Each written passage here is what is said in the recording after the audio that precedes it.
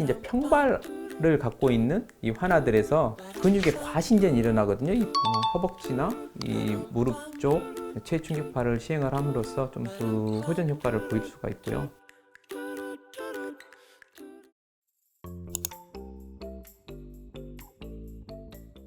제가 이제 환자분들이 오시면은 이제 기본적으로 말씀드리는 건데요. 3회에서 5회 정도 치료를 받고 있습니다. 그 주기 같은 경우는 3일에서 4일인데요. 만약 수요일 오신 분들 같은 경우는 그 주 토요일 날 다시 내원하도록 하시고요. 토요일 날 하시면 다시 그 다음 주 수요일 날. 그래서 수요일 환자분들 같은 경우는 수요일과 토요일 이렇게 해서 그 주기로 치료를 시행을 하고 있고요. 이 치료가 어려운 분들, 아주 오랫동안 병이 이완된 분들 같은 경우는 뭐 8회에서 10회까지 하는 분들도 계시지만 대부분이 다 5회 이내에 치료가 끝나는 것 같습니다.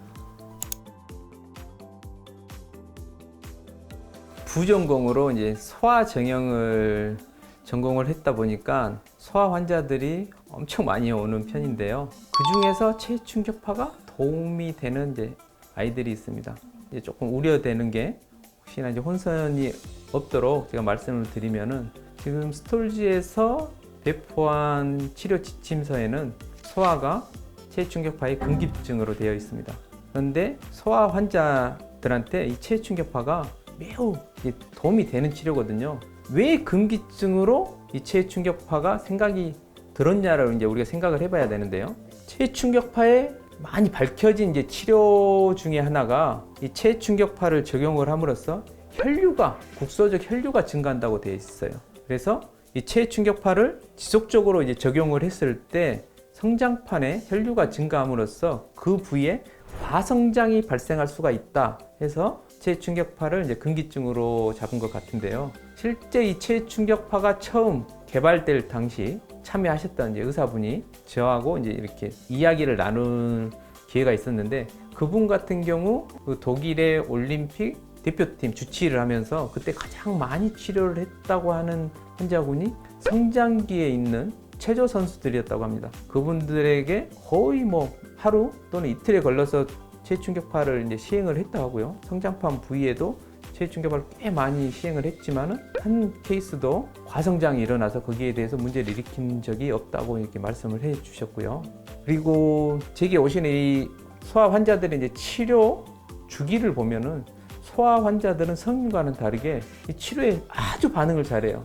그래서 대부분 소아 환자가 오면은 2차례 치료가 이제 끝나는 경우가 많습니다. 그렇기 때문에 이 2번 정도 치료로 과성장을 유발한다? 아닐 것이라고 생각이 듭니다. 그렇기 때문에 그런 과성장의 문제에 대해서는 안전하게 생각하시고 치료를 하셔도 될 것 같고요.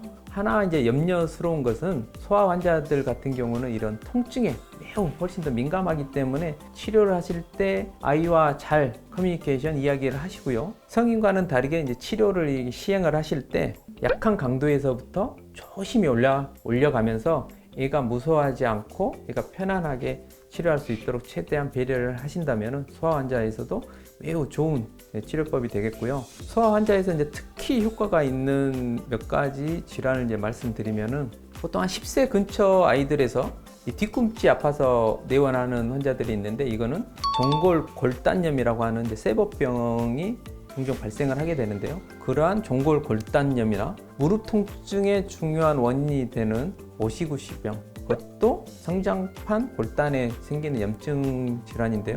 이러한 환자에서 매우 좋은 효과를 낼 수가 있습니다. 이 경우는 주로 레디알보다는 포커스 타입의 치료에 좀 더 도움이 되는 것 같고요. 또한 성장하는 애들한테서 우리 흔히들 성장통이라고 하잖아요. 실제 소아 정형 학회에서는 이제 성장통은 거짓말병이다. 실제로 존재하는 병이 아니라고 이제 그렇게 보고 있고요. 이런 소아들이 아픈 이유도 근육에 대한 통증이 많습니다. 특히 이제 평발을 갖고 있는 이 환아들에서 근육의 과신전이 일어나거든요.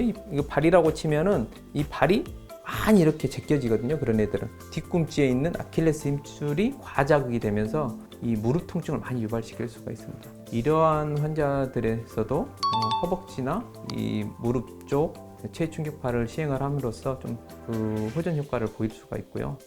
뿐만 아니라 이제 제 유튜브에도 보였지만은 고관절의 염증성 질환인 의학용어로는 트랜지언트 시노바이티스라고 하는데 이쪽에 고관절 염증 질환에 있어서도 잘 낫지 않는다면 체충격파 같은 걸 시행을 해보면 바로 호전되는 것을 확인할 수가 있습니다.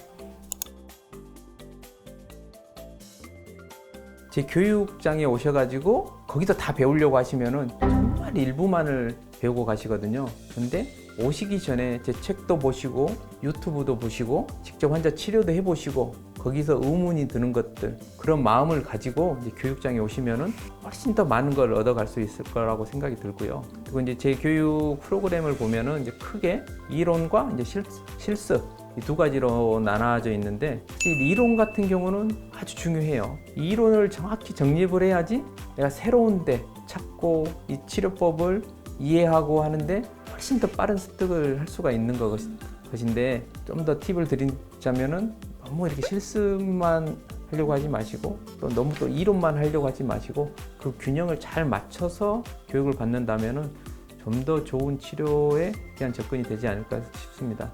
그리고 또 하나 이제 중요한 내용 중에 하나가, 많은 분들이 이제 오해를 하고 계시는 게 있어요. 이 체충격파는 단순하게 그냥 물리치료다. 그래서 그냥 조금 공부해서 그냥 적당히 적용하면은 되지 않을까, 이런 이제 생각들을 가지고 계신 분들이 있는데 절대 아니라는 거예요. 그래서 제가 많은 분들한테 이렇게 말씀을 드리는데, 방사형 치료, 이 ADR 치료의 경우 제대로 치료를 하시려면은 1년 정도의 러닝 커브, 즉 교육하고 본인이 습득하고 하는 이 기간이 1년 정도는 필요하지 않는가 생각이 듭니다. 그래서 그만큼 꾸준히 노력하고 공부하셔야지 정말 잘 치료를 할 수가 있습니다.